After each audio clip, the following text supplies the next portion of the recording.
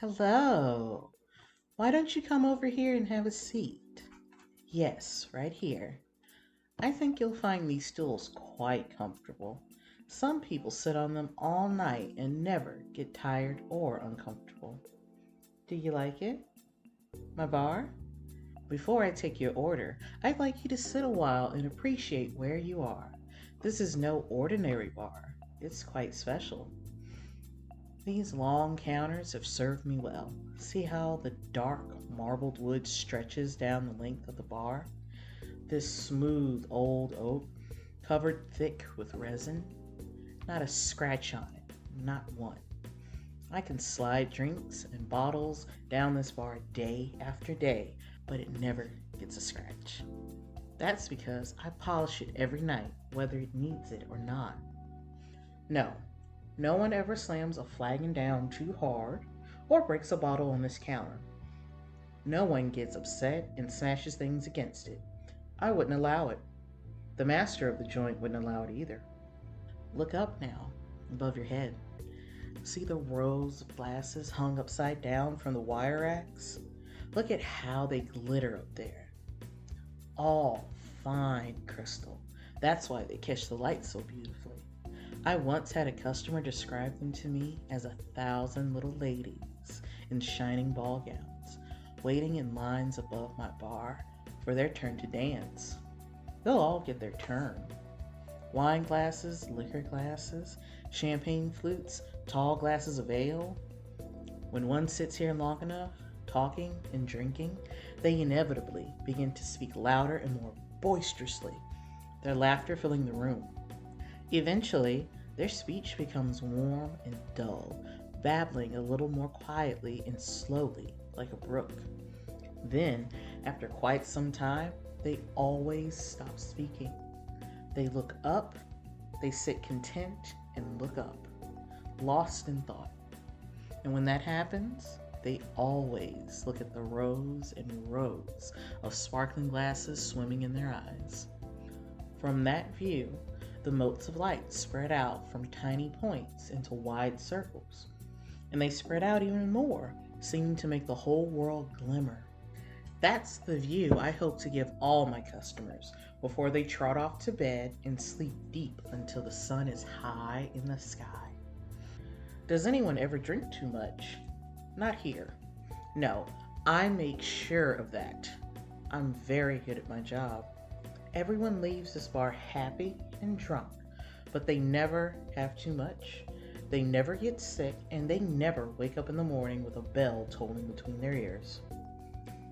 Why not sell them the drinks if they want them? Well, I'm lucky enough to be in a position where I don't have to make that much money. I am a bartender because I love the profession, but I do not love getting people miserably drunk. I like keeping them happy, jovial, and warm. Of course, the master of the joint wouldn't allow it either, but he has never had to tell me so. Ready to order? Of course. But wait just a moment. There is something else I'd like to point your attention to. Once you've become acquainted with my bar, you may come back anytime. Sit down and have your drink right away. But first, I need you to get comfortable here and be familiar with the place, as if you've been here 100 times. I hope you'll think of this as your favorite bar, your go-to spot. Yes, lastly, look behind you at the shelves full of bottles. It's a staggering number, isn't it? All these oddly shaped bottles, all these little paper labels with curling text, all the dark, lovely liquids resting inside the knurled or ridged or smooth or sharp-edged bottles. It looks like the den of a wizard, an alchemist, no?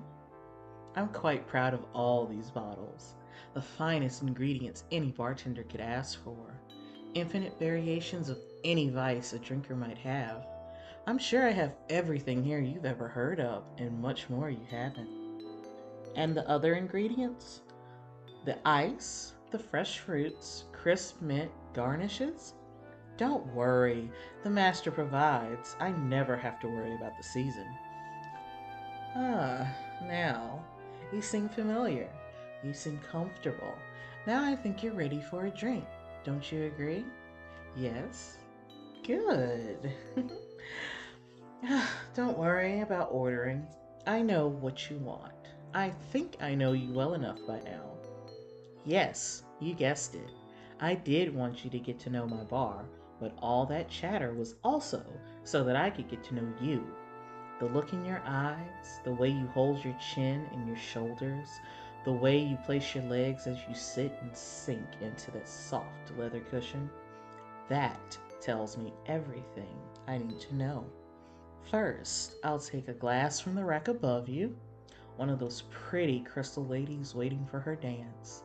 A nice tall glass with a long stem but wide and round on the top, like a fat orange with the top sliced off. Then a chunk of ice. Isn't it beautiful? Cut like an orb, it shines like a diamond. Now I'll pour in this, a refreshing yet warm-bodied sparkling wine, the heart of the drink.